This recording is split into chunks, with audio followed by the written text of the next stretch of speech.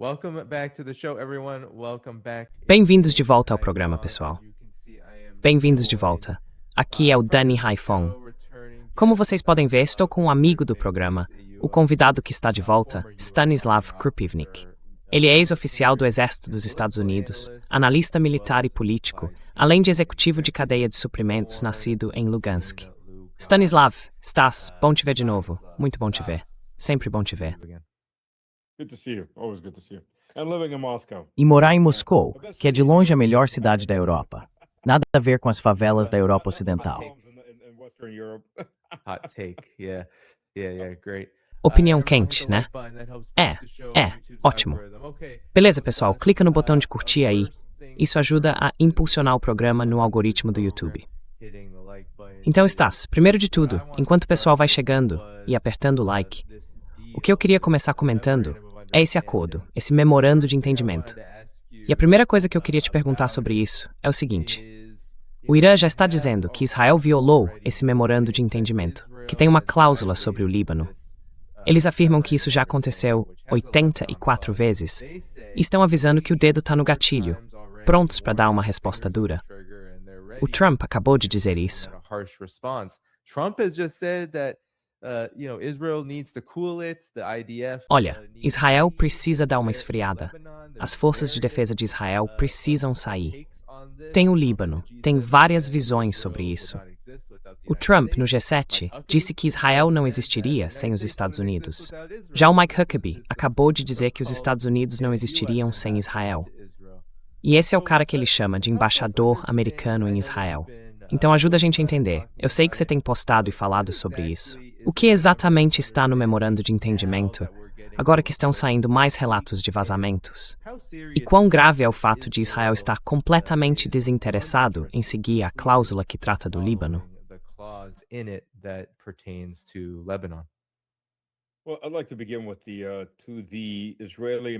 Bom, eu queria começar falando do embaixador de Israel em Israel. Onde é que os Estados Unidos estavam até 1948? Pelo amor de Deus. Em lugar nenhum. Não existia essa América. Era, sabe, esse pessoal aí. Tem, acho que a Haspel e... Como é mesmo o nome daquele que comanda a CIA? Não tô lembrando agora. Ah, Ratcliffe. John Ratcliffe. Ratcliffe, isso. É isso mesmo, Ratcliffe. Dizem que eles estavam ameaçando pedir demissão por causa disso e tudo mais. Mas eu duvido muito que a Haspel vá se demitir. Ela vai segurar até ser demitida e depois provavelmente vai implorar e reclamar para ficar. Bom, primeiro de tudo, é o Trump, né? Ele aparece no aniversário dele. Tinha que ter alguma coisa pro aniversário. Como mais seria? Não bastava o reforço de testosterona que ele já estava tendo, vendo aqueles caras meio pelados se batendo.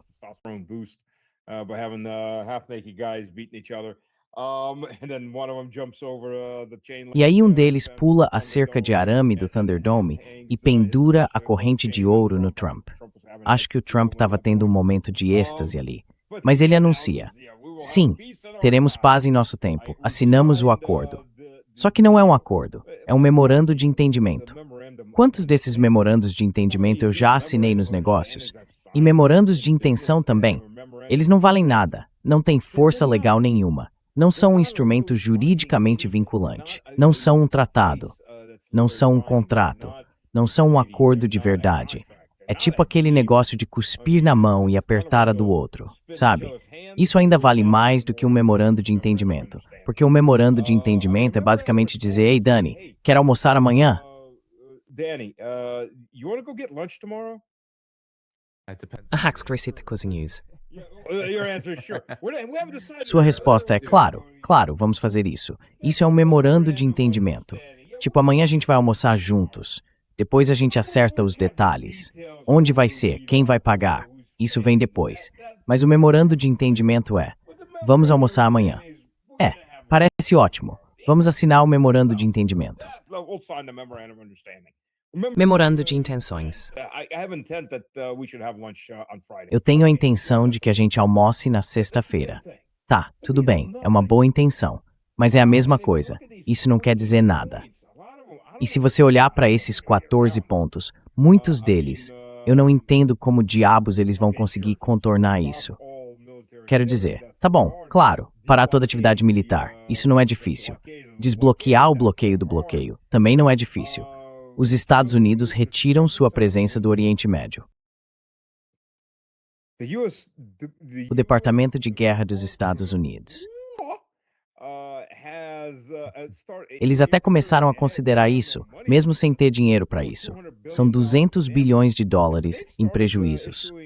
Mas já começaram a abrir licitações para consertar aquelas bases. Olha, eu não quero nem ver qual é a intenção real deles de voltar. Acho que vários desses países, no fim das contas, vão mandar eles catar areia em algum lugar do outro lado do Oriente Médio, talvez ali perto de Israel. Mas eles não têm nenhuma intenção de sair. Sabe, eu estava conversando com o Larry, e o Larry tinha participado de uma reunião com um monte de generais, alguns da reserva, outros ainda na ativa. E vários deles acham que podem vencer a Rússia em combate terrestre. Tá bom, boa sorte com isso. E ele disse que alguns acreditam que venceram a guerra do Irã.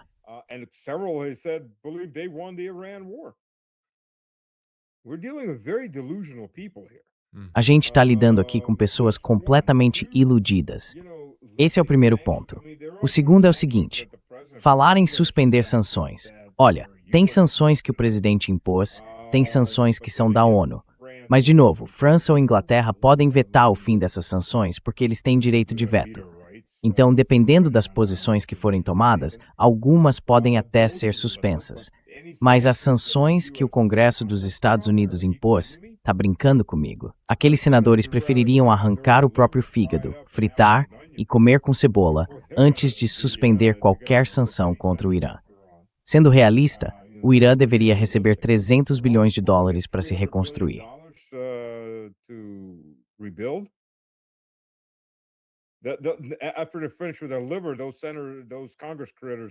Depois que eles terminarem com o fígado, esses caras do Congresso vão arrancar os próprios rins, ferver e comer também, antes de fazerem isso. Quer dizer, tem muita coisa envolvida aí. Eu não vejo como isso vai acontecer. E não acho que os Estados Unidos vão fazer nada a respeito. Eles vão abandonar o assunto no momento em que for conveniente. E Israel é o país que vai tornar isso conveniente. Olha, em relação a Israel, os dois últimos presidentes americanos que realmente tiveram algum controle sobre Israel, e não o contrário, foram Reagan, que disse para os israelenses: saiam de Beirute agora, depois de ver fotos de bebês e crianças massacradas, um verdadeiro genocídio. Saiam agora. E eles saíram.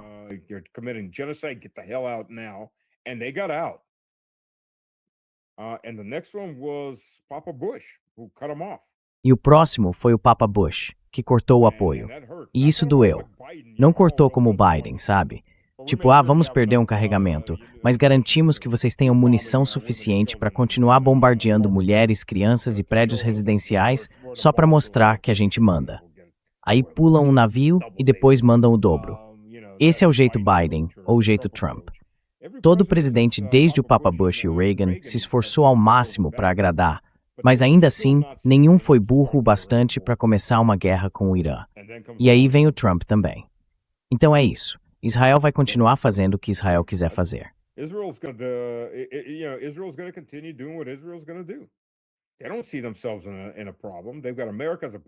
Eles não se veem em apuros.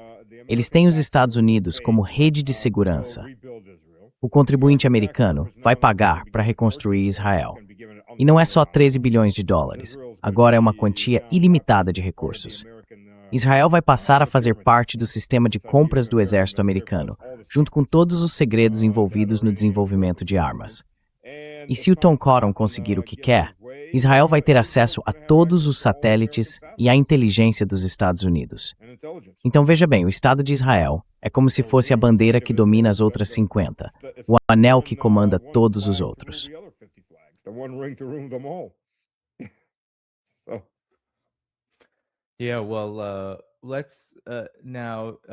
Certo. Bom, vamos falar agora sobre... Isso quer dizer, então, Stas, que a guerra vai recomeçar em breve? Porque tem umas coisas bem... Você publicou o quê?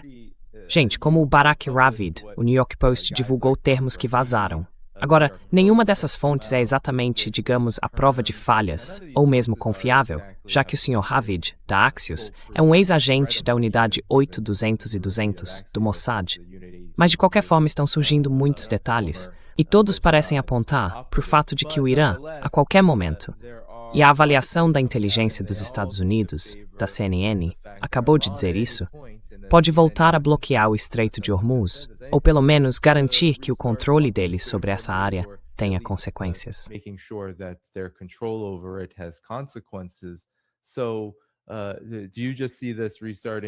Então, você acha que isso vai recomeçar em breve? Ou é só mais uma demonstração de força de Israel? Eles já fizeram isso antes. Continuam atacando, fingindo que estão enfrentando os Estados Unidos, e depois acabam se reorganizando e fazem uma pausa, respiram um pouco, porque eu nem levantaria a questão de a guerra realmente acabar. Mas você acha que nenhuma pausa vai acontecer, mesmo com esse novo suposto acordo?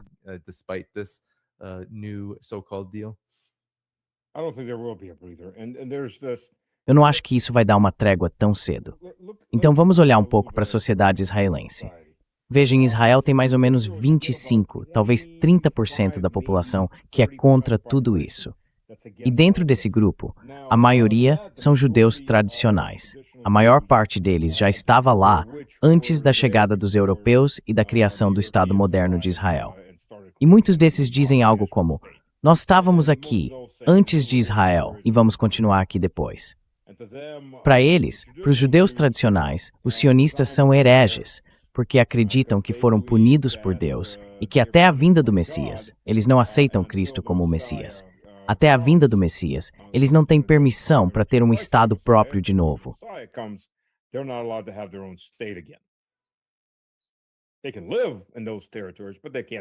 Eles podem viver nesses territórios, mas não podem governar esses territórios. Então eles veem o Estado de Israel como uma entidade ilegítima, como algo que simplesmente caiu em cima deles. E de fato caiu mesmo. E essas pessoas, se você olha as entrevistas de alguns deles, quer dizer, a maioria já é bem idosa, os que ainda lembram, né? Eram crianças em 48. Hoje estão com mais de 80 anos. Você ouve o que eles dizem, e é tipo, eu tinha amigos cristãos, direitos muçulmanos. Men me tanabeleit, nunca foi um problema. Mas é por mim. Eles não estão exatamente com Israel.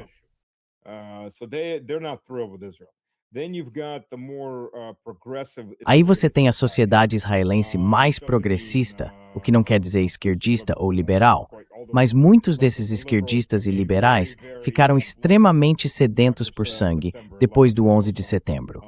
Eu conheço alguns. Tem gente da família estendida do meu pai que mora lá, que sempre foram liberais, até que de repente viraram maníacos sedentos por sangue. E não dá para conversar com eles, não faz sentido tentar. Eles também não falam muito comigo. Para ser sincero, eu sou russo e cristão ortodoxo, então não sou exatamente parte das conversas da família. Mas enfim, tanto faz. O fato é que não dá para conversar com eles. Quando você tenta, eles sempre se colocam como vítimas. Estão sempre no papel de vítimas. Mas aí vem o lembra do 7 de outubro. Sim, claro, o 7 de outubro foi horrível. Parte das vítimas, claro, eram soldados do IDF executando a diretriz Hannibal. Parte era o Hamas.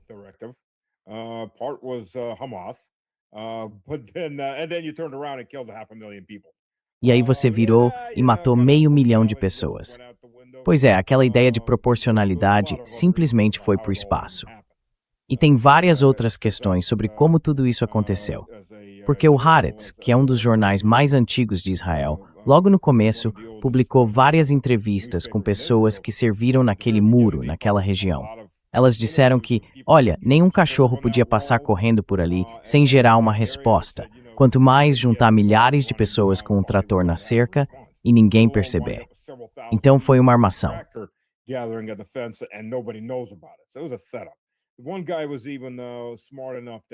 Um cara foi esperto bastante para gravar, quer dizer, com o celular ele filmou e gravou o áudio do rádio, enquanto recebia ordens para recuar. Disseram para ele, vai tomar um café nas próximas 2 horas. E ele perguntou, por quê? E a resposta foi, vieram ordens de cima para a gente recuar. Então foi tudo armado. Funcionou direitinho para que o Netanyahu continuasse no poder. E é aí que chegamos ao ponto, porque tem uns 70%, talvez mais, algo entre 70% e 80% da sociedade israelense, que estão bem satisfeitos com o que o Netanyahu está fazendo. Na verdade, eles nem gostam tanto assim do Netanyahu. E muitos não gostam dele justamente porque acham que ele não está fazendo o suficiente. And a lot of them don't like Netanyahu because he's not doing enough. So the opposition, the real Então a opposition, oposição, a verdadeira oposição ao Netanyahu, é ainda mais insana do que o próprio Netanyahu. E aí está o problema com ele. O que ele enfrenta é o seguinte: assim que essa guerra for interrompida, ele vai encarar tempo de prisão, provavelmente pelo resto da vida. Quero dizer, ele é uma pessoa muito corrupta. A esposa dele também é, e o filho dele idem, que aliás estão os dois na Flórida, vivendo como se representassem Israel em Miami, com seus drinks de Mai Tai. Não que o filhinho dele vá algum dia lutar na linha de frente. Isso é coisa para os camponeses, né? É assim que funciona. Então o Netanyahu tem todos os motivos para não parar com isso. E ele sabe muito bem que tudo o que precisa fazer é continuar exatamente do jeito que está.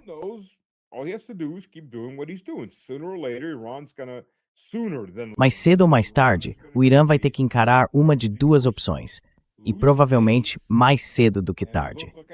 Ou perde a pose e fica parecendo hipócrita, como aconteceu com os turcos e com todo mundo que falou muito e não fez nada, ou faz alguma coisa. Se fizer alguma coisa, tudo volta a acontecer. E não é que o Irã sairia perdendo com isso, não. Na verdade, acho que o Irã até ganharia se a situação voltasse a esquentar. Mas o ponto é o seguinte: os israelenses e o governo Netanyahu não têm absolutamente nenhum motivo para deixar isso se arrastar nem por mais um dia. Eles estão forçando a barra o tempo todo e não vão parar. Isso é do interesse deles.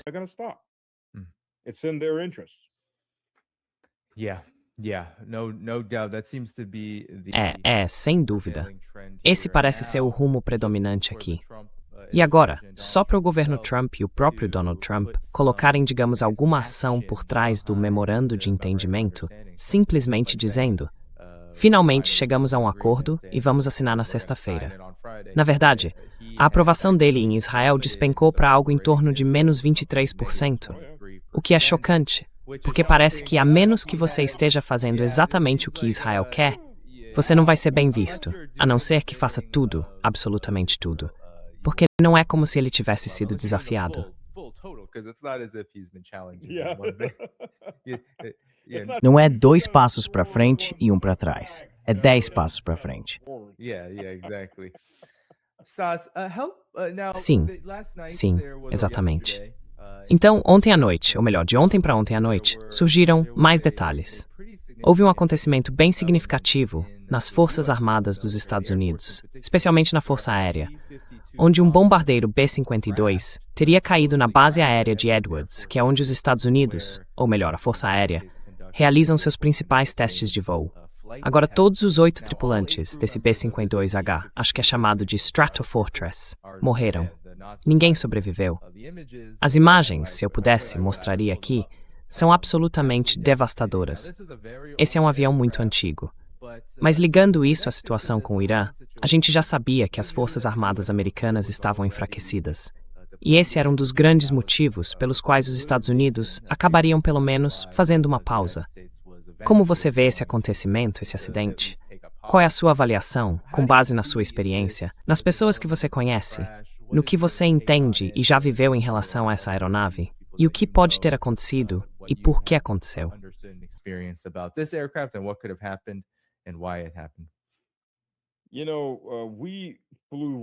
Sabe, a gente voou uma vez antes de ser enviado para Macedônia. Todos os oficiais do meu batalhão e os suboficiais mais antigos, todo mundo voou para Macedônia numa missão de reconhecimento.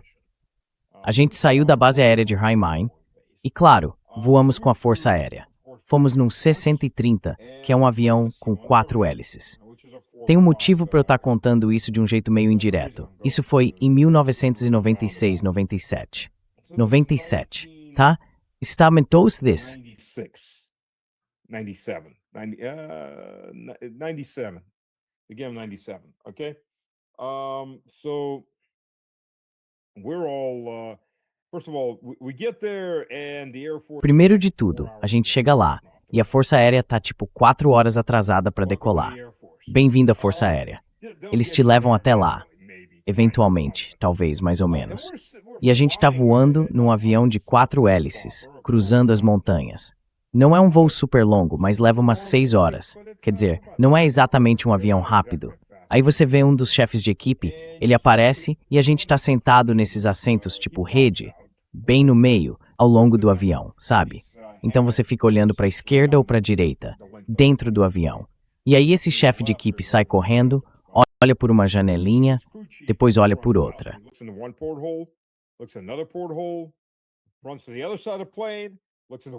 Ele corre para o outro lado do avião, olha por uma janelinha, depois por outra e volta correndo para a cabine da tripulação.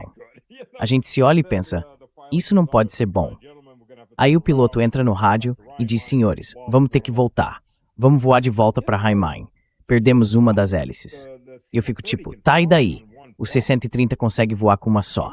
Perdemos uma, grande coisa. A gente já estava quase chegando, faltava o quê? 1h30, 2 horas de voo. Mas viramos e voltamos para Haimen. Já era umas 3 da tarde nesse ponto. E eu era tenente.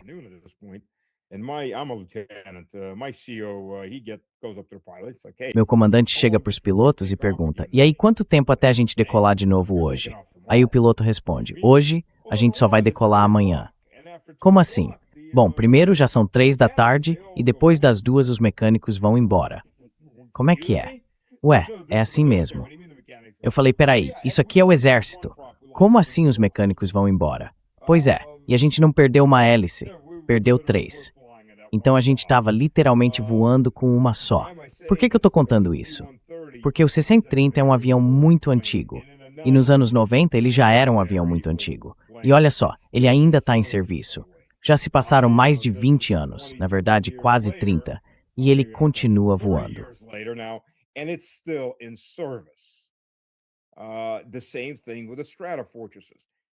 A mesma coisa acontece com os Stratofortress. Esses aviões são antigos. Acho que se você somar a idade de todos os pilotos que voam neles, ainda assim não chegaria à idade de alguns desses aviões. Porque veja, a média de idade dos pilotos é de uns 25, 30 anos. Já o avião deve ter pelo menos 60 anos. São aviões velhos. As Forças Armadas dos Estados Unidos estão desgastadas. Claro, eles têm os aviões modernosos, tipo o F-35, mas que perdem a furtividade, e perdem mesmo quando enfrentam até os russos, Su-35, que são caças de 4ª geração, com vários plus, para dizer assim.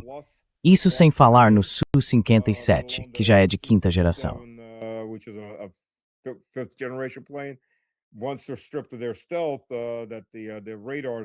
Quando eles perdem a furtividade, os radares, como os S-300 e os S-400, os modelos modernos, conseguem detectá-los de qualquer jeito. No fim das contas, é um avião de 2ª categoria, só que muito caro. Fora isso, o grosso das forças aéreas dos Estados Unidos, os aviões da classe Pegasus, os AWACS, tudo isso é antigo. É como os porta-aviões, todos velhos, sobrecarregados. Muitas vezes as tripulações não são bem treinadas. E aí o resultado é o que a gente vê. O exército americano está num ponto de ruptura. E foi interessante observar que, com base nas capacidades dos Estados Unidos, quando a Rússia entrou na Síria, as previsões...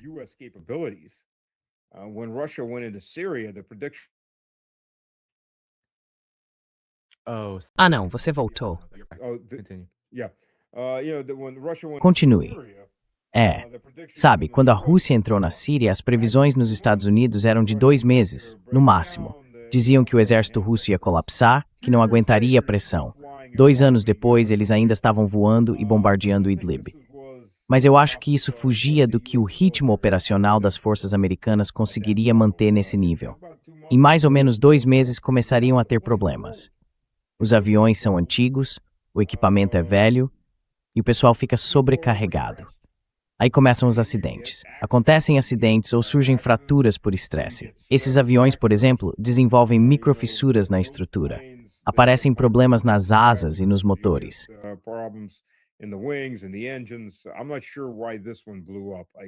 Não sei bem por que esse caso ganhou tanta repercussão. Eu vi as fotos, mas não vi o motivo.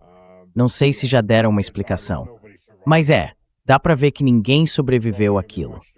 Provavelmente nem vai ter muito que enterrar depois que aquele fogo for apagado. Então, sabe, sinto muito pelas famílias, mas tem culpa aí. O governo dos Estados Unidos tem total responsabilidade por isso. É a mesma coisa que a gente vê nos porta-aviões. É a mesma coisa que se vê em todo lugar. Todo mundo está estressado. Todo mundo sobrecarregou. O equipamento é antigo. As Forças Armadas Americanas estão em grande parte tecnologia ultrapassada.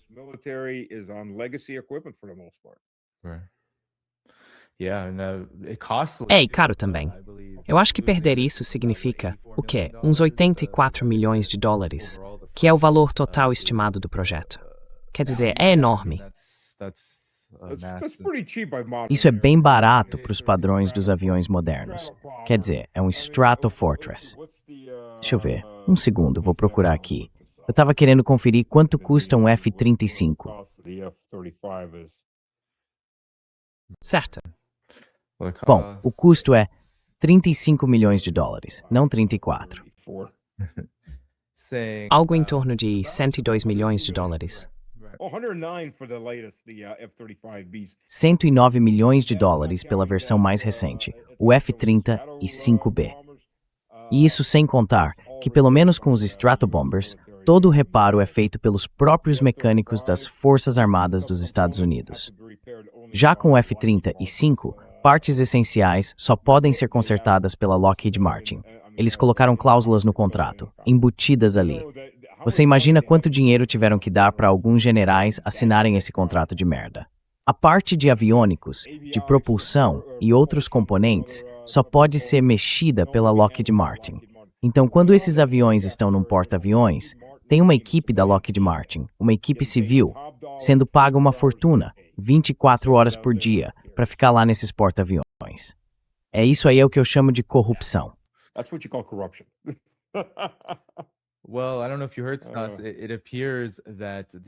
Olha, eu não sei se você ficou sabendo, Stas, mas parece que o bloqueio ao Irã foi suspenso bem rápido.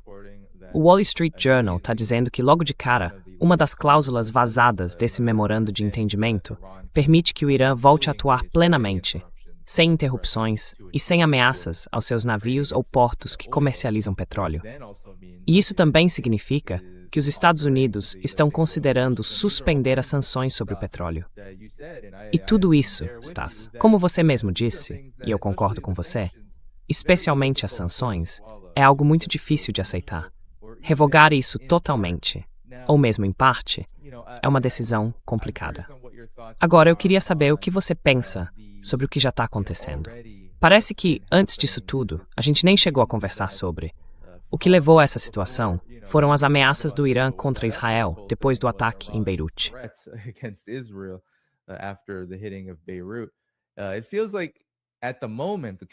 Parece que, neste momento, o governo Trump tem feito algumas concessões. E eu fico me perguntando se parte dessa pausa necessária é exatamente o que você mencionou.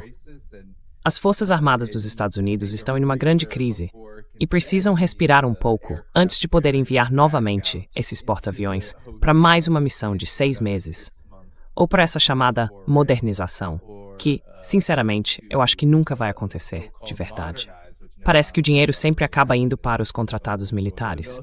Mas existe essa fantasia de modernizar uma força militar que é, na verdade, extremamente ofensiva, uma força aérea, uma força naval, criada basicamente para cometer crimes de guerra mesmo. E agora eles estão ficando sem munição e sem muitos outros recursos. Então, o que você pensa sobre isso?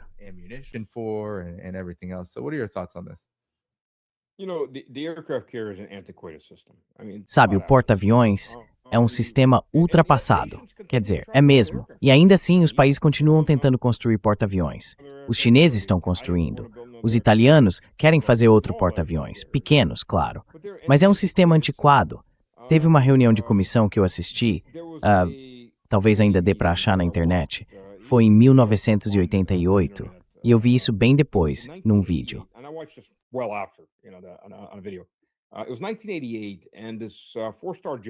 Era 1988.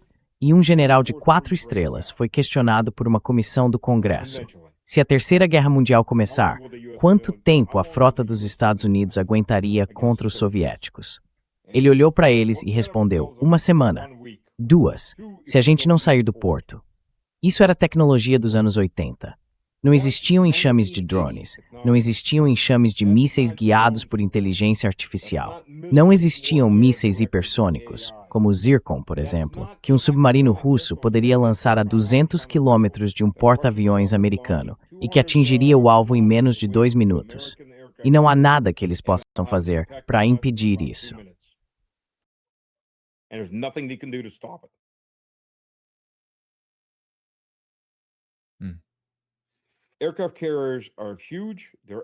Porta-aviões são enormes, estão ultrapassados, são muito eficientes para atacar países pequenos, mas já não servem mais para enfrentar potências médias, locais, hegemônicas ou regionais. Agora eu quero falar da Rússia e da China. Esses navios viraram praticamente recifes flutuantes desde que Rússia e China conseguem alcançá-los com muita eficiência, especialmente com armas hipersônicas. E agora ficou claro que eles não valem nada contra uma potência regional como o Irã. E pode acreditar, outras potências regionais estão pensando, dá para copiar isso. Me dá 1 ano, 2 no máximo, e eu chego nesse nível também. Porque isso provou que o conceito funciona.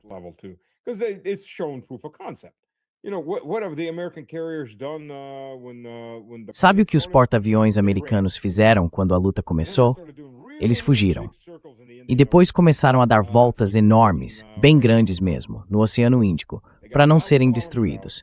Ficaram a 1.000 quilômetros de distância, o que deixou os F-35 praticamente inúteis em combate, a não ser que fizessem pelo menos 3 reabastecimentos para ir e voltar. E isso só para lançar mísseis ar-terra, com alcance de uns 250 a 300 quilômetros a partir da costa do Irã. Ou seja, eles ainda não conseguem chegar até Teherã nem nas cidades mais ao interior, então estão bem limitados no que podem fazer. E é isso. O bloqueio mesmo estava sendo mantido por cerca de 6 destroyers e fragatas.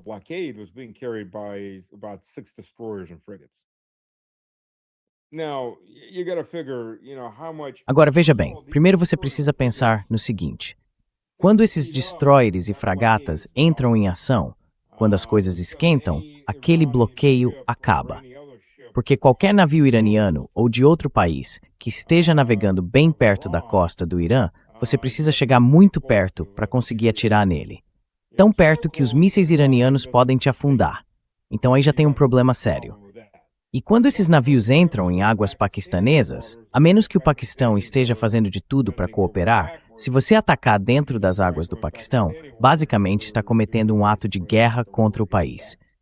Do mesmo jeito que a Ucrânia faz quando ataca navios em águas turcas, e na verdade chegou até afundar um navio militar turco.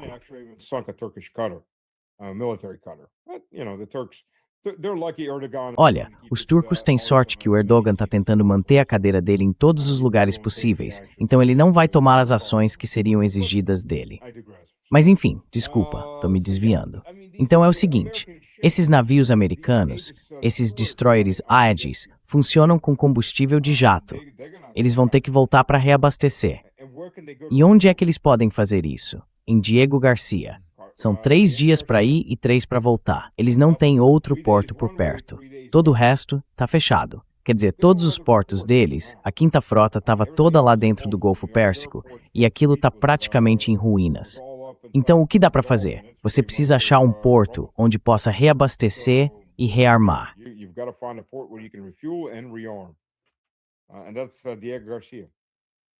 E isso é Diego Garcia, ou seja, fica bem longe. A logística é bem complicada. Mas essa é a realidade. Eles vão precisar de pelo menos 1 semana só para se reorganizar e tentar manter esse bloqueio funcionando. E de qualquer forma era um bloqueio bem limitado, né? O problema para a economia mundial é que ainda não tem petróleo suficiente. Os sauditas ainda estavam bombeando cerca de 6 milhões de barris, 5 milhões, pelo Mar Vermelho. Os iranianos ainda conseguiam tirar uns 3 milhões de barris, de um jeito ou de outro. Então estamos falando de uns 8 milhões de barris. Mas ainda tem outros 18 milhões que não estavam chegando ao mercado.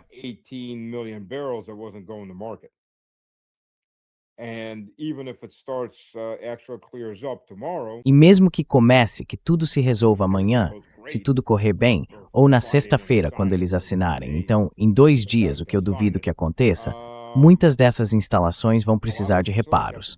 Algumas terão que ser reconstruídas. Ainda vai haver atrasos. E tem também o tempo de transporte. Isso vai levar de 1 mês e meio a 2 meses, dependendo do destino. Então, ainda vai existir um período sem combustível e um choque de abastecimento. E eu nem estou falando de gasolina. Isso tira essas operações do jogo pelos próximos 5 anos, por causa dos danos que sofreram.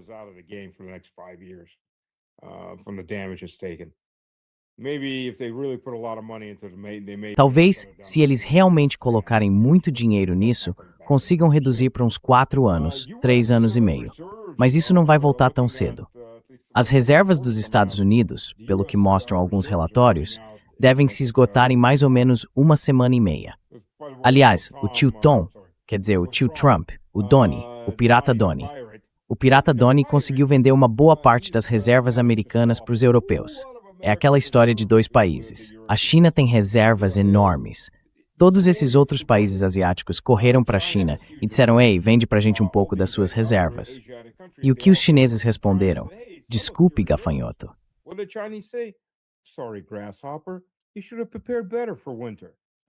Você devia ter se preparado melhor para o inverno.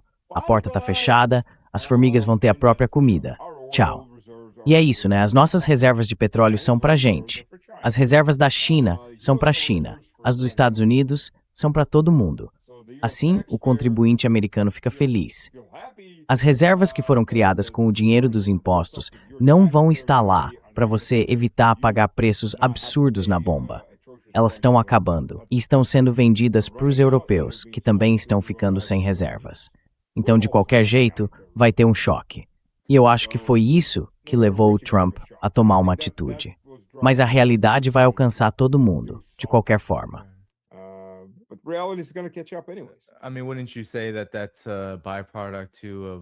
Quer dizer, você não diria que isso também é um resultado? Diferente do que acontece na China, onde toda a energia é basicamente administrada pelo governo, lá não existe BP, Exxon ou nada parecido operando. Mas nos Estados Unidos, essas companhias de petróleo querem lucrar e quiseram ganhar dinheiro muito rápido, o máximo que conseguissem durante essa crise. E isso foi parecia um grande impulso para o aumento rápido dos preços do petróleo. Agora a gente vê os preços caindo, mas sobe e desce o tempo todo. E parece que o dinheiro foi um dos principais motivos para essa volatilidade, inclusive com a redução das reservas americanas.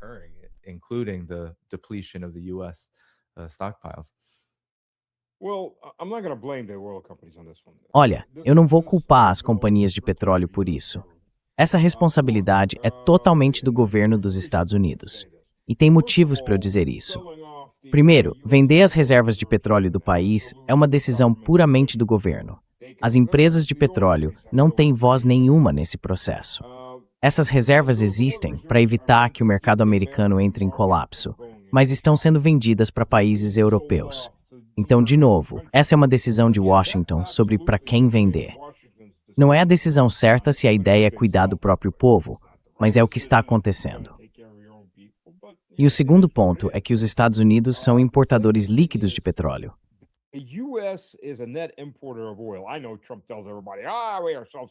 Eu sei que o Trump vive dizendo para todo mundo: nós somos autossuficientes. Não, não somos. E tem vários motivos para isso. Primeiro, não se constrói uma nova refinaria nos Estados Unidos há uns 30 anos. O país está sempre no limite de ficar sem gasolina ou sem petróleo, dependendo de como você quiser chamar, de que lado do Atlântico você está. E o verão é a pior época, porque os 50 estados têm suas próprias, várias fórmulas diferentes de gasolina de verão que cada um exige. Então as refinarias acabam produzindo em lotes pequenos, em vez de lotes grandes. E isso significa que quando precisam parar para ajustar o maquinário e mudar a mistura, a produção é interrompida. E isso custa dinheiro. Companies prefer to do very long batches of any product because it's cheaper that way. But when you're filling different criteria for different states, which are mostly all asinine criteria, honestly speaking, you have these problems.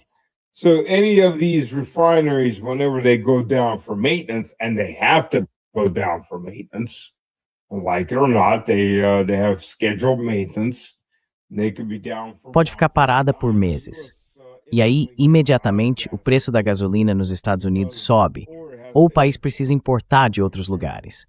Ou seja, os Estados Unidos não são autossuficientes. O país importa cerca de 8 milhões de barris de petróleo e derivados todos os dias.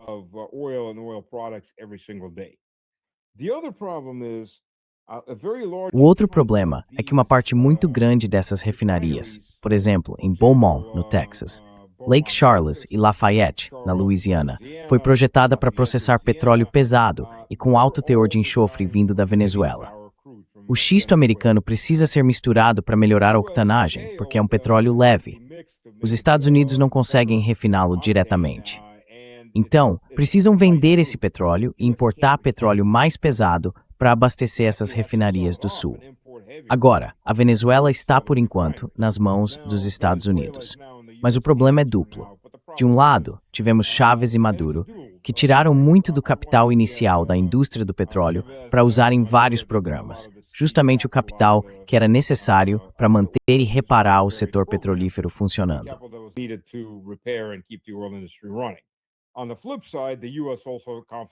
Por outro lado, os Estados Unidos também confiscaram o ouro da Venezuela. E isso, claro, sempre deixa aquela pergunta: por que diabos eles mantinham esse ouro nos Estados Unidos, levando tudo em conta? Mas essa foi uma decisão que por algum motivo Chávez tomou, e os Estados Unidos acabaram confiscando esse ouro. Além disso, os Estados Unidos sancionaram a Venezuela, impedindo o país de conseguir peças de reposição para a infraestrutura construída por empresas americanas. Então, hoje a Venezuela está produzindo cerca de 800 mil barris por dia, mal e mal. Como disseram, a Exxon e a Chevron analisaram a situação e concluíram que levaria uns 3 anos e algo entre 30 e 40 bilhões de dólares para aumentar a produção para 2 milhões de barris por dia. Com 800 mil, é praticamente insignificante. Mesmo 2 milhões não é tanto assim. O Irã, por exemplo, produz 3 milhões. E isso, lembrando, em 3 anos. O December, Ectuaries está curda.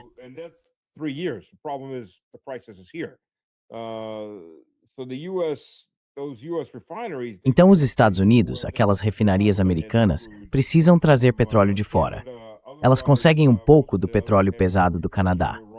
Fora isso, a maior parte do petróleo pesado vem do Irã e do tipo Urais, da Rússia. 2 grandes não para os Estados Unidos hoje. Então o que fazer? Tem que importar. E isso, aliás, é uma parte enorme das decisões de governo. E não só do governo federal, mas também dos governos estaduais. Ninguém quer uma refinaria no próprio quintal. Mas o problema é que alguém precisa ter uma refinaria no quintal. Caso contrário, não tem gasolina. Então, goste ou não, essa é a realidade. A infraestrutura dos Estados Unidos não acompanhou o ritmo, assim como a rede elétrica também não acompanhou a demanda. E o país fica sujeito a qualquer choque na cadeia de suprimentos. E eles estão acontecendo.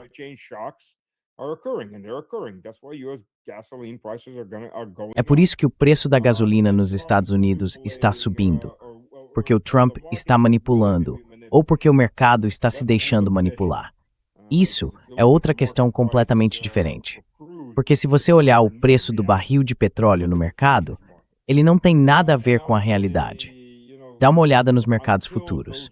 E eu diria o seguinte: enquanto as reservas estratégicas de petróleo não acabarem, você não vai ver o preço real do petróleo.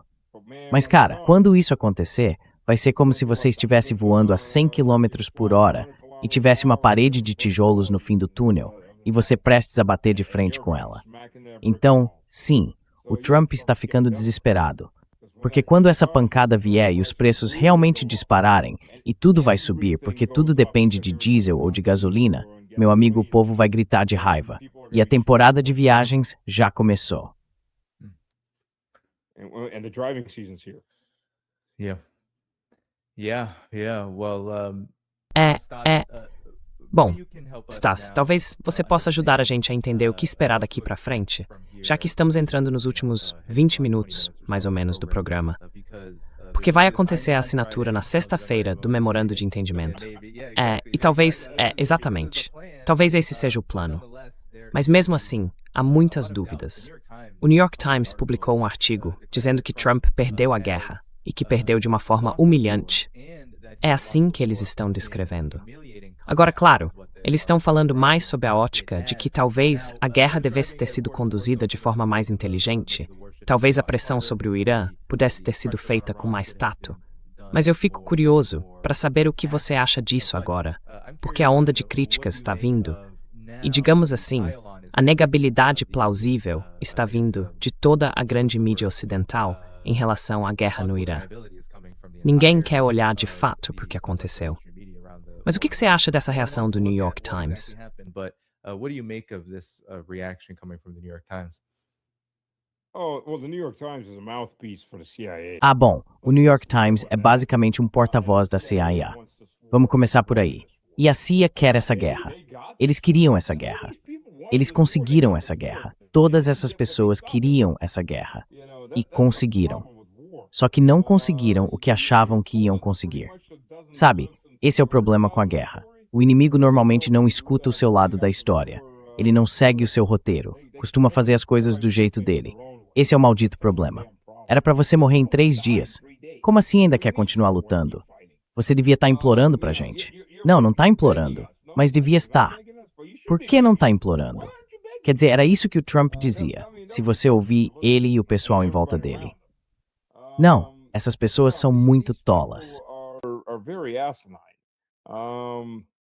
But yeah, you gotta remember too. Mas a gente também tem que lembrar que tem muita gente ganhando muito dinheiro com isso, no fim das contas.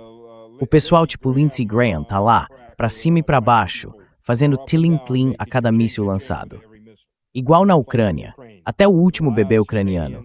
Se pudessem amarrar uma mina terrestre no carrinho e empurrar em direção aos russos, fariam isso. Porque olha, é dinheiro entrando. E é só isso que importa. É a mesma coisa com o Irã. Ah, estamos ganhando dinheiro.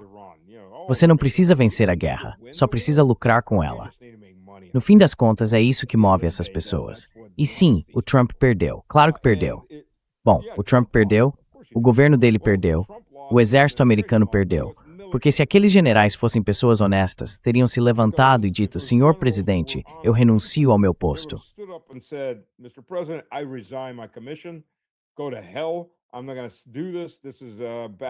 Vão pro inferno. Eu não vou fazer isso. Isso é ruim pro país. É ruim pros meus soldados, não. Mas eles não fizeram. E não vão fazer.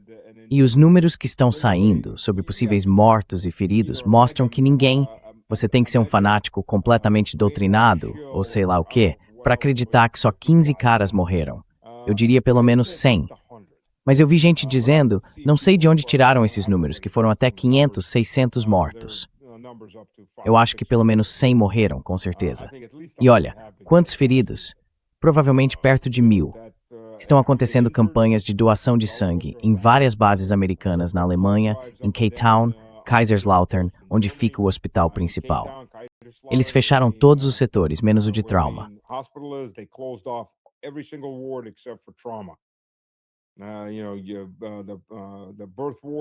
Sabe, as maternidades das esposas dos militares disseram para elas, procurem um hospital alemão. E aí começaram as campanhas de doação de sangue. Ah, não tem nada de errado, a gente só precisa de muito sangue. É tudo normal, doem o máximo que puderem. Não, não, não. Não tem feridos, não tem baixas. A gente só precisa de muito, mas muito sangue. Literalmente, foi isso que disseram. Precisamos de doações de sangue, mas tá tudo bem. Então é só juntar as peças, né? E você vê que a conta não fecha. Não dá 10, não dá 3, continua dando 4. Ah, essa matemática. E quando você vê tudo isso, entende que o número de baixas é bem alto.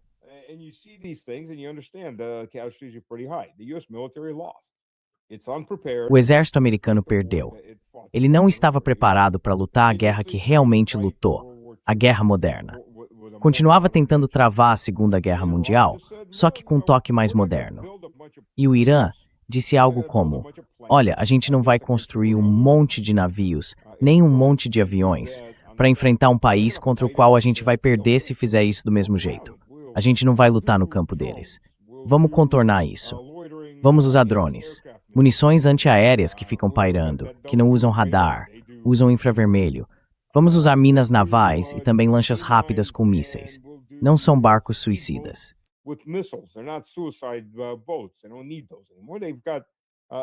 Eles não precisam mais daquilo. E eles também não fazem mais missões suicidas, no sentido de, sabe, aqueles caras que tentavam pilotar até o fim.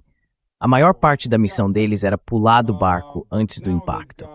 Nem sempre dava certo, claro. Mas agora eles têm mísseis de curto alcance, de navio para navio, que são ótimos para atingir embarcações lentas ou bem mais lentas, especialmente quando fazem aquele ataque em enxame. Você não vai enfrentar destroyer contra destroyer com o exército dos Estados Unidos. Não faz sentido.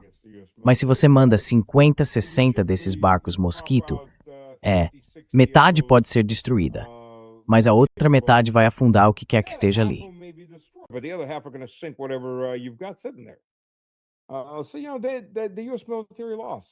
Então veja bem, o exército dos Estados Unidos perdeu. Então sim, tenho certeza de que o Trump vai levar a culpa. Ele é bom de marketing, esse é o talento dele. Pode até dar um jeito de escapar disso, mas isso não muda o fato de que todos os outros países do mundo tiraram duas lições bem claras dessa história. Primeiro, os Estados Unidos podem ser derrotados se você aguentar as baixas. Dá para vencer os Estados Unidos. E segundo, se você tiver uma arma nuclear, eles recuam. Então, consigam armas nucleares. A gente vai ver uma proliferação enorme depois disso. Isso, junto com a fome que provavelmente já começou agora, é o verdadeiro legado do Trump. O Netanyahu deve estar adorando isso.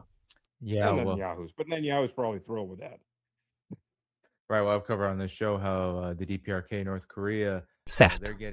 Bom, eu já comentei aqui no programa como a DPRK, a Coreia do Norte, tem recebido uma cobertura bem interessante na mídia tradicional ultimamente, especialmente sobre o crescimento econômico deles e o grande motivo de terem conseguido evitar um conflito militar direto. Claro, a guerra nem acabou de verdade. É só uma pausa, um cessar-fogo. Não é um tratado. Nada disso. É um armistício. Mas mesmo assim, não houve nenhuma guerra de tiros dentro ou contra a Coreia do Norte desde a Guerra da Coreia. Em grande parte, porque eles têm uma arma nuclear. Pois é.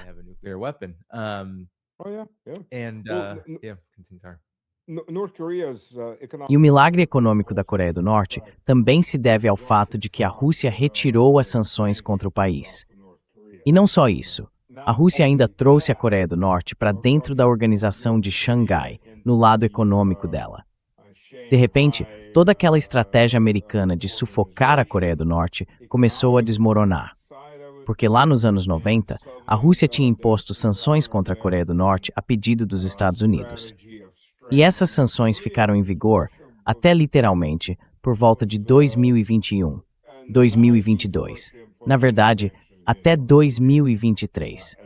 Porque em 2022, ou talvez no comecinho de 2023, eu lembro que participei de um programa sobre isso.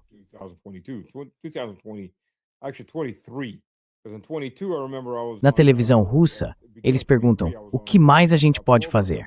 E eu digo, bom, a gente poderia, sei lá, tirar as sanções do Irã e da Coreia do Norte. Eu realmente não entendo por que diabos ainda temos essas sanções. Aí eles respondem, é verdade. E então finalmente tiraram todas as sanções. Moscou removeu todas as sanções. Então a Coreia do Norte foi puxada para dentro desse clube econômico vital da Eurásia. E a tentativa americana de sufocá-los economicamente, a tentativa de virar a Coreia do Japão, acabou, desabou. Sim, Ela experimentou for you. certo. Agora, se a gente conseguisse fazer a mesma coisa com Cuba. Sim. Klesaba fica longe. It sets how sen you.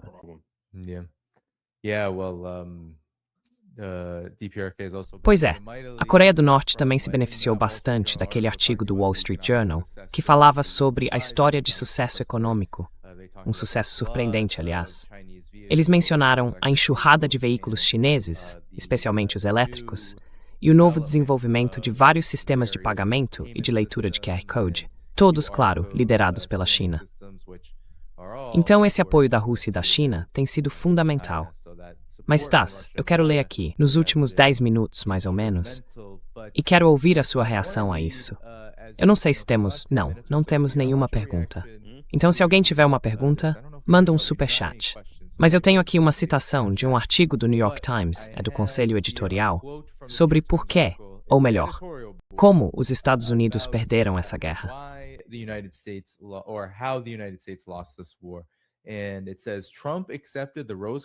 E diz que Trump aceitou a avaliação cor-de-rosa de Benjamin Netanyahu, que previu que o regime iraniano cairia rapidamente. Trump, então, ignorou os conselhos de seus assessores, que disseram que a previsão de Netanyahu era absurda. Ele ignorou a Constituição e se recusou a pedir aprovação do Congresso para a guerra. Não ouviu os aliados europeus e asiáticos que se opunham ao conflito. Não se preparou para a óbvia capacidade do Irã de fechar o Estreito de Hormuz. Fez ameaças de destruir a civilização iraniana, o que só serviu para diminuir a posição moral dos Estados Unidos. Então, esse foi basicamente o resumo do que aconteceu. E boa parte disso está sendo colocada na conta de Donald Trump. Tá faltando alguma coisa aqui, Stas? Quer comentar? Quer reagir a isso? Well, they're partially true. Bom, elas são parcialmente verdadeiras. O Trump realmente tinha essa visão cor-de-rosa. Mas não era só, vamos ser sinceros, não era só o Netanyahu. Muita gente no Pentágono dizia para ele, sim, senhor, sem problema. 3 dias, dá para fazer. 4 dias. Mas dá para dizer que não é só o Trump. Quer dizer, quando o Trump recebe um resumo de guerra de 2 minutos, só com vídeos de coisas sendo explodidas pelo exército americano, bom, antes de tudo, se você é um presidente nacional, nem guerra, as que é isso?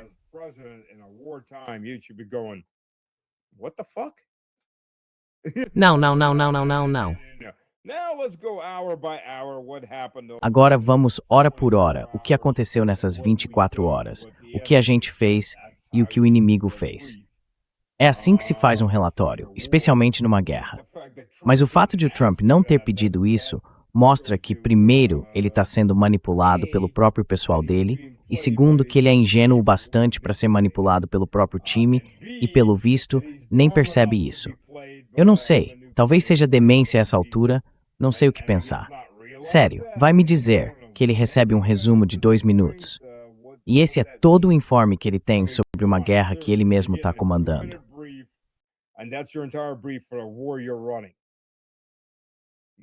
Sim.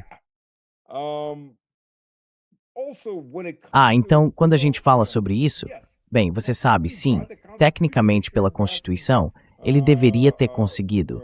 Ele deveria ter conseguido a aprovação do Congresso, ou uma declaração de guerra, não só uma aprovação. Mas o fato é que o Biden, o Obama, se a gente olhar só para os democratas, claro que não. E os republicanos? Também não. A última vez que os Estados Unidos declararam guerra foi na Segunda Guerra Mundial.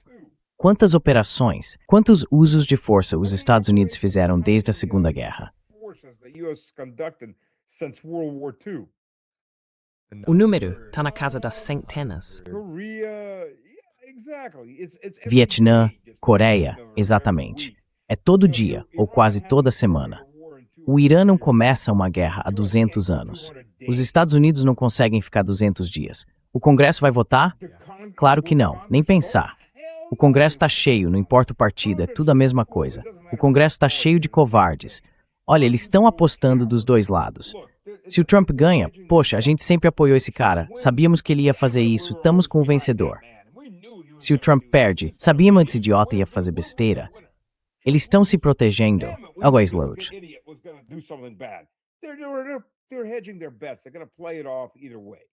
Eles vão disfarçar de qualquer jeito. Então, sabe, por esse ponto de vista, é um golpe baixo.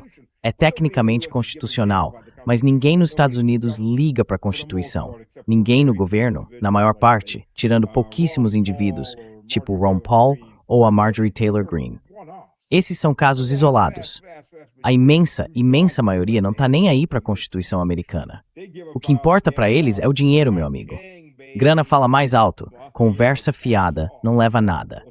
É assim que eles veem as coisas. É assim que o governo dos Estados Unidos funciona. Todo o resto... Bom, por outro lado, dá para entender porque eles não acreditam que o Irã realmente fecharia o Estreito de Hormuz.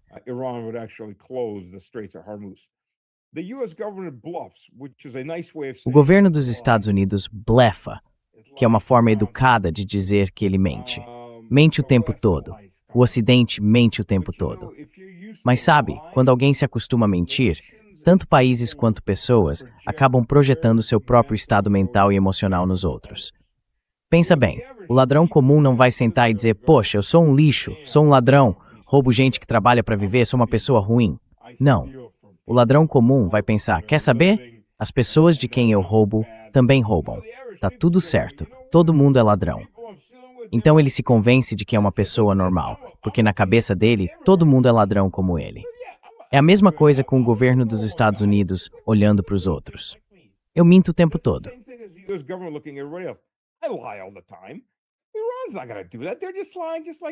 O Irã não vai fazer isso. Eles estão mentindo, igual a mim. Ah, espera. Eles não mentiram? Eles não deveriam fazer isso? Como assim não mentiram? Eu menti. Eles é que deviam estar mentindo. Eles realmente fecharam o estreito. Quando o Trump chegou lá, quem poderia prever que eles iam fechar o estreito? Eu não sei. Eles avisaram umas 20 vezes, talvez 30. Mas não dá, sabe? A mentalidade dessas pessoas é assim. Elas estão tão acostumadas a mentir que acham que todo mundo é igual a elas. Elas não conseguem aceitar, psicologicamente, que não essas pessoas estão dizendo exatamente o que vão fazer. Eu vou pegar meu braço direito e minha perna direita e vou acertar o lado esquerdo da sua cabeça. Olha só. Ah, peraí, ele realmente fez Mo. Como você pôde fazer isso? Esse é o problema dos políticos ocidentais em geral. Essas pessoas são desonestas pra caramba. Estão acostumadas com isso e acham que todo mundo vai agir do mesmo jeito. É, Bom, desse ponto de vista é sim. eu diria que teve também um ponto, acho que um ponto realmente interessante, que sempre vai ser deixado de lado. Porque todo o chamado Estado Profundo, a elite de poder dos Estados Unidos, a classe dominante, todos eles precisam transformar a inteligência americana e a inteligência em geral em algo quase sagrado. Mas eu diria o seguinte: apesar das críticas iniciais antes da guerra, houve aquela enorme, digamos, insurreição mercenária que os Estados Unidos e Israel tentaram impulsionar e que acabou matando milhares de pessoas no Irã, bem antes dos ataques aéreos, nos meses que antecederam os bombardeios, no dia 28 de fevereiro.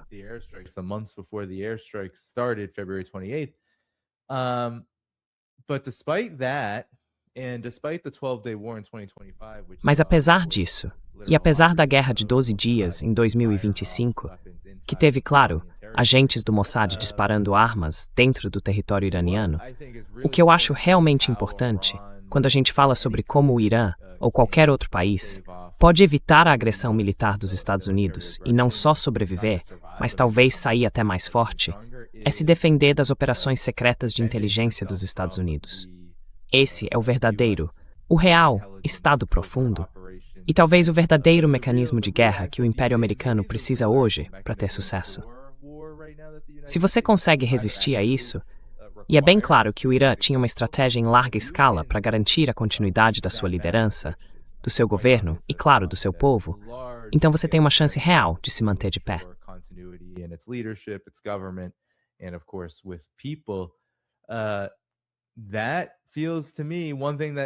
Para mim, parece que tem uma coisa que eles simplesmente não conseguem admitir, nem mesmo o New York Times, que é o seguinte: a menos que você tenha sucesso em algumas das operações mais pesadas, mais sombrias e desestabilizadoras que a CIA e o resto da comunidade de inteligência fazem, ou o Mossad e forças desse tipo, você não vai conseguir o resultado que quer.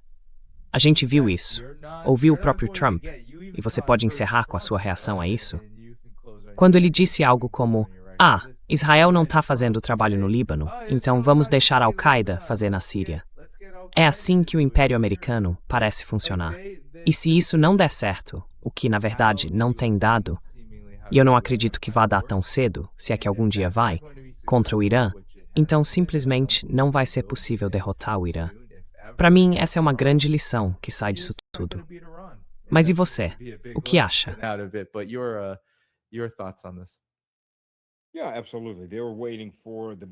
Sim, com certeza.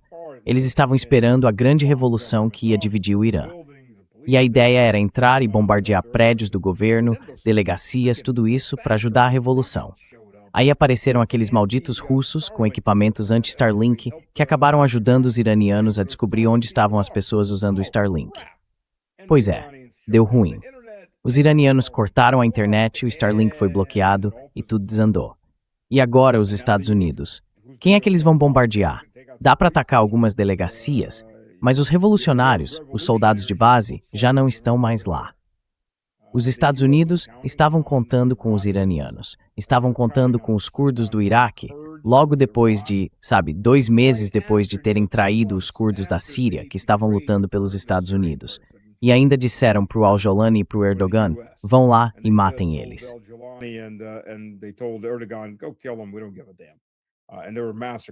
A gente não tá nem aí. E depois disso, aconteceram massacres. Mas eles achavam que o resto dos curdos ia simplesmente ignorar os primos sendo assassinados e sair para lutar pelos Estados Unidos. Quer dizer, isso é negar a realidade. Eles contavam que o Irã ia se despedaçar por dentro. A gente mata as pessoas-chave e o país se destrói sozinho. Fazemos bombardeios seletivos. Pois é, não funcionou. E agora? Qual é o plano B? Ei, vocês têm um plano B. A gente provavelmente tinha um plano A. Um plano bem frouxo, 3 dias e acabou. Pois bem, já se passaram 100 dias. E agora o que fazer? E o Trump não tem a menor ideia. No fim das contas, quem toma as decisões ainda é o Netanyahu. No fim do dia, o decisor é o Netanyahu.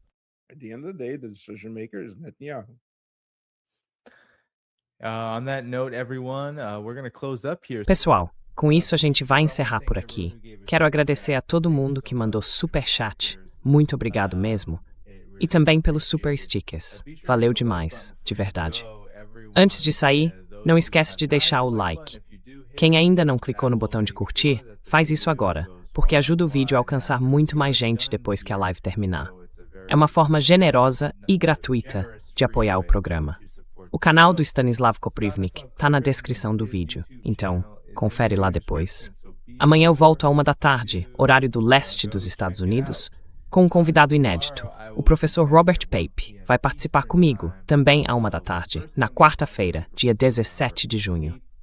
Então não percam. Beleza, pessoal? Deixem o like. Todos os links para apoiar o programa estão aí na descrição do vídeo. Stas, alguma palavra final para o público antes de eu encerrar aqui?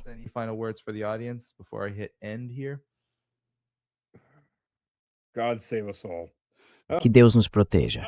E dito isso, tomara que a gente esteja aqui na semana que vem. Acho que não vou assinar porque vão arrancar fora. Mas assunto para discutir, isso a gente vai ter, com certeza.